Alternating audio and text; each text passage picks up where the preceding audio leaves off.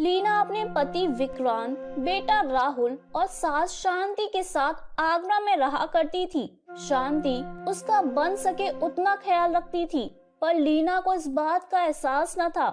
उसकी सहेलियां हमेशा अपनी अपनी सास की बुराइयां करती और लीना भी उसमें हामी भरती। लीना ज्योति से एक दिन फोन पर कहती है, क्या कल किटी तेरे घर पर है? अरे तेरी सास के आगे हम खुलकर गॉसिप कैसे करेंगे? सास की बुराई किए बिना हमारा खाना कैसे हजम होगा? ओहो फिकर ना जिया, सासू माँ का सेटिंग हो चुका है। वो कल अपनी मंदिर की मतली के साथ 2 दिन के लिए मथुरा जा रही हैं। ओह वाओ, मतलब 2 दिन तक तो तू आजाद पंछी है। Lucky you. विक्रांत शाम को ऑफिस से घर लौटता है। लीना विक्रांत से कहती है, सुनो ना, कल ज्योति के यहाँ किटी पार्टी है, मैं कौन सा ड्रेस पहनूं? अरे कोई भी ड्रेस पहन लो डार्लिंग, तुम पर तो सब जचता है। मक्खन लगाना तो कोई तुमसे सीखे। चलो आज ना कोई मूवी देखने चले? अरे पर कल राहुल का स्कूल है ना, उसे जल्दी उठना होगा। हाँ तो मैं कौन सा उसे साथ ले जाने के लिए कह रही हूँ। सिर्फ हम दोनों चलते हैं ना, वो ना आज रात मम्मी जी के साथ सो जाएगा। बढ़िया है, तो फिर कोई रोमांटिक पिक्चर देखने चलते हैं। आप भी ना। रात देर से घर आने के कारण अगले दिन लीना देर से उठती है। लीना उठो भी, 9 बज रहे हैं। राहुल के स्कूल की तैयारी नहीं करनी? हाँ उठ रही हूँ।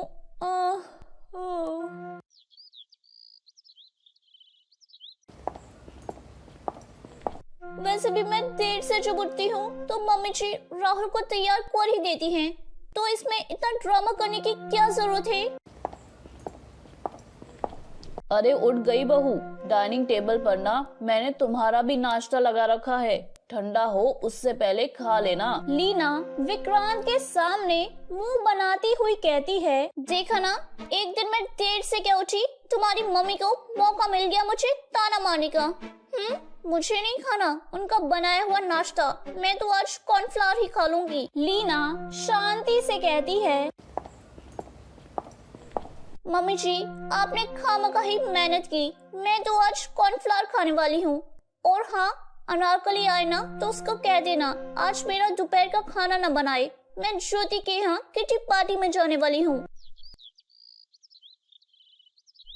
राहुल लीना को चिढ़ाते हुए कहता है, अरे वाह मम्मी, तुम्हारी तो ऐश है, कल रात पिक्चर और आज पार्टी। हाँ सबको यही लगता है कि मैं हमेशा ऐसे ही करती हूँ। अरे घर का सारा काम क्या तुम्हारी अम्मा करती है? राहुल हंसते हुए कहता है, मेरी अम्मा तो नहीं पर शायद पापा की अम्मा करती हैं। तब शांति राहुल को समझाती है, ओहो राहुल क्यों परेशान कर रही हो अपनी माँ को, तुम्हें स्कूल के लिए देरी नहीं हो रही क्या? लीना मन ही मन गुस्से में बड़बड़ाती है, पहले आग लगाती है और फिर खुद ही पानी डालती हैं। ज्योति और मधु ठीक ही कहती हैं, सब सास ना एक ही जैसी होती हैं।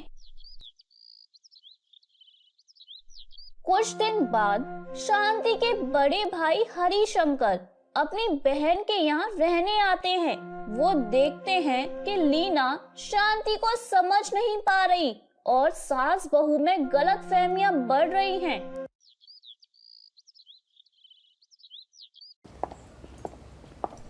तब हरिशंकर विक्रांत को कहते हैं, बेटा विक्रांत, मैं देख रहा हूँ बहू और शांति के रिश्ते में थोड़ा तनाव आ रहा है। इससे पहले कि बात और बिगड़े, क्यों ना मैं शांति को कुछ दिन अपने साथ अलीगढ़ ले जाऊं? हाँ मामा जी, ये ठीक रहेगा। वैसे लीना दिल की बुरी नहीं, बस दूसरों की बातों से बहुत जल्दी प्रभावित हो जाती है। मैं जानता हूँ बेटा, लीना अभी थोड़ी नासमझ है। जब उसकी सहेलियाँ अपनी सास की बुराइयां करती होंगी तो इस बेचारी के पास कहने को कुछ नहीं होता होगा, तभी तो वो हमेशा शांति से चिढ़ती है। आजकल किट्टी पार्टियों में सास की बुराई करना बड़ा ही हॉट टॉपिक है वैसे।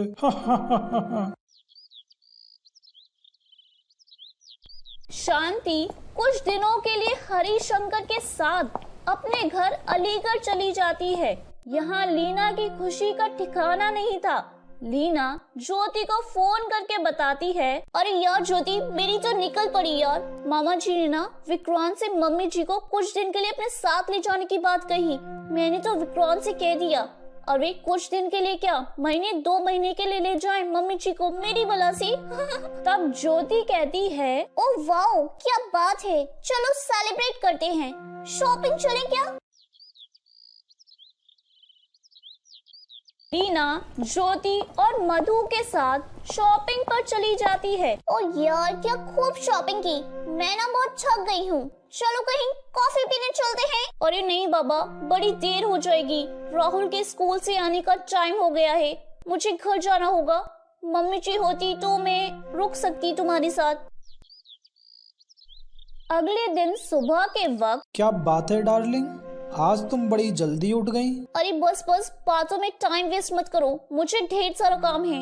आज मैं तुम्हारे साथ नाश्ता भी नहीं कर पाऊंगी, पूजा करनी है, राहुल को तैयार करना है, ओहो कितने सारा काम है बाकी करने को। इतने में ही रसोई बनाने के लिए अनारकली आ जाती है। अरे अरे बीवी जी, ये क्या, रसोई की कोई तैयारी नहीं की। माँ जी तो हमेशा आटा, दाल, चावल, सब्जी सब निकाल कर तैयार रखती थी। ओहो, ये सब मम्मी जी करती थी। अच्छा ठीक है, अभी निकालती हूँ। अरे चलो जल्दी हाथ चलाना बीवी जी, मुझे दूसरे घर भी रसोई बनाने जाना है। इतने में दरवाजे की घंटी बजती है। मम्मी, प्रेस वाला आया है, कपड़े दे दो, मैं स्कूल जा रहा हूँ, बाय। ओहो, अरे प्रेस के लिए कपड़े निकालना तो मैं भूल ही गई। सुबह का काम खत्म करके जैसे ही लीला सोफे पर बैठती है, काम वाली आ जाती है। अरे अरे मेम साहब, ये क्या, अब तक आपने कपड़े नहीं धुले। हे भगवान, वॉशिंग मशीन चालू करना तो मैं भूल ही गई, रुको अभी कर देती हूँ मैं। अरे देखो मेम साहब, माँ जी ना सुबह जल्दी ही मशीन में कपड़े धोने डाल देती थी। इस तरह जब तक मेरा बाकी का काम खत्म होता, कपड़े धुल जाते और मैं उन्हें सुखा देती। अगर अब समय पर कपड़े नहीं धुले तो आप खुद ही सुखा लेना। हाँ, मुझे दूसरों के घरों में भी काम पर जाना है।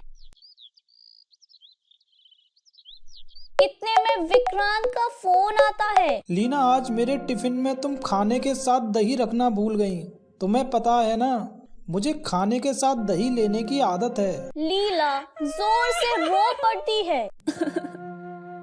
वो क्या है ना, सुबह में दही जमाना भूल गई थी। क्या सब मेरी ही गलती है? सुबह से जिसे देखो सब मुझे ही खरी खोटी सुनाई जा रहे हैं। मम्मी जी के बिना एक दिन में ही मेरा तो बुरा हाल हो गया है। सुनो जी, तुम जल्दी से अपनी माँ को अपने मायके से बुला लाओ, नहीं तो मैं अपने मायके चली जाऊंगी। तो मेरे प्यारे दोस्तों, इस कहानी से हमें यह शिक्षा मिलती है कि अक्सर अपनों की कीमत उनके दूर जाने पर ही महसूस होती है। तो मेरे प्यारे दोस्तों, कैसी लगी आपको मेरी ये कहानी? मुझे कमेंट करके जरूर बताएं और अपने दोस्तों के साथ शेयर करें। अगर आपने मेरे चैनल को अभी तक सब्सक्राइब नहीं किया है तो नीचे वाले बेल आइकन को दबाकर सब्सक्राइब कर लें। तो मिलती हूँ मैं आप सभी से फिर एक नई कहानी के साथ। तब तक आप अपना ध्यान रखिए। बाय बाय दोस्तों।